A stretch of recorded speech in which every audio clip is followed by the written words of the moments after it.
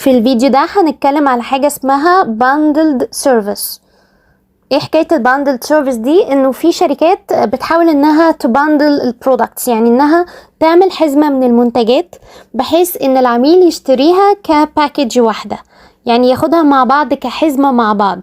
بيبقى الهدف ان هم عايزين to increase value، ان هم يزودوا القيمة اللي بيحصل عليها العميل والقيمة للشركة كمان، وان هم يعملوا clear للانفنتوري، او ان هم يعني يعملوا تصفية او يخلصوا الحاجة اللي في المخزون عندهم او في المخزن عندهم. بتستخدم اكتر في حاجة زي الفاست فود ميلز اللي هي الوجبات السريعة، لان كمان ممكن تفسد بسرعة جدا.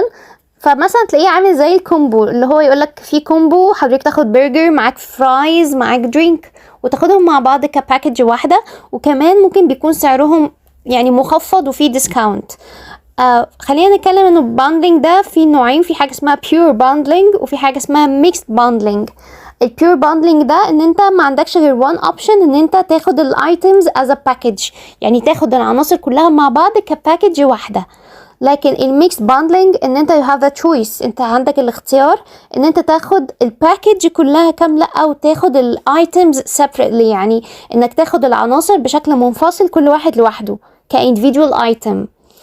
ليه بيستخدموا عملية الباندلينج ده؟ بالنسبة للكونسيومر اول حاجة انه بياخد الحاجة عليها ديسكاونت، عليها تخفيض، وكمان ساعات بيبقى الهدف ان هما simplify بالنسبة له او يسهلوا له الديسيجن ميكينج بروسيس. عملية الديسيجنز في الشراء ساعات بتكون صعبة، او قرارات الشراء بتبقى صعبة للعميل انه محتار ياخد ده ولا ياخد ده وكده، وكمان بتبقى برايسز او اسعار مختلفة من ايتم لايتم، فممكن يحسبها يقولك لا ده غالي وكده، لكن باكج هيبقى هتاخدها بسعر افضل، مش هتبقى confused ولا محتار ولا متلخبط تاخد ايه وما تاخدش ايه. بالنسبة للسيلر او البائع نفسه او الشركة، يعني انها زي ما قلنا بتزود الترانزاكشن فاليو او قيمة الصفقة دي اللي هي البيع، يعني الافريج ترانزاكشن فاليو بتتحسن معاها.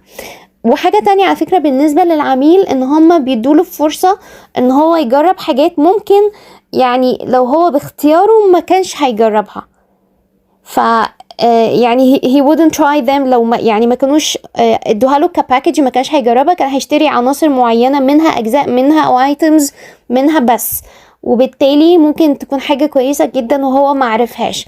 لكن لما بيدوها له كباكج وبياخدها كباكج وبيجرب عنصر فيها، ممكن يقول الله ده ايه ده طلع حلو قوي، طب خلاص انا المرة الجاية هجيبه.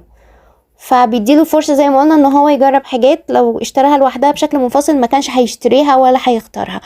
حاطه لكم صورة بتبين بالظبط الموضوع دوت والفرق ما بين البيور باندلينج والميكس باندلينج. وبس اتمنى يكون الفيديو مفيد.